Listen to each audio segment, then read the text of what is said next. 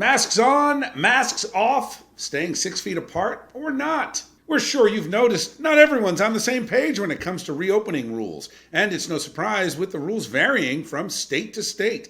So tonight, we thought we'd ask some important questions of a medical specialist. Joining me now, Dr. William Schaffner at Vanderbilt University. Doc, welcome back to Chasing News. How are you? Good with you. Good to be with you.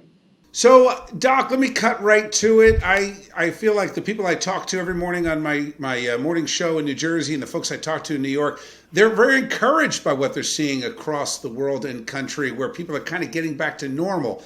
But it feels anything but normal in our area. What do you say? Let's get back to the new normal. We can't go back to the old normal, otherwise we'll explode with infections. I think we have to be mindful of the guidelines. That social distancing, the 6-foot rule, that's still in force.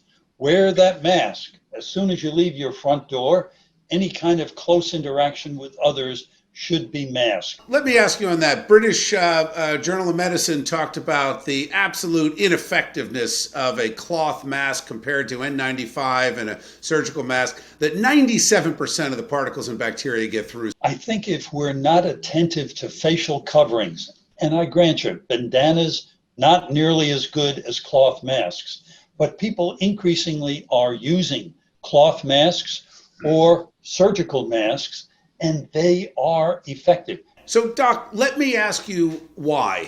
We've had beaches open in parts of the country since April 27th. We are full on 2 weeks past the start of the George Floyd protests. And there really hasn't been a spike. There's been an increase in testing, but the percentage of positives coming down. But in different parts of the country, we're actually seeing an increase in hospitalizations. And that's the hard number. Thank you, Doc. Always good to talk to you.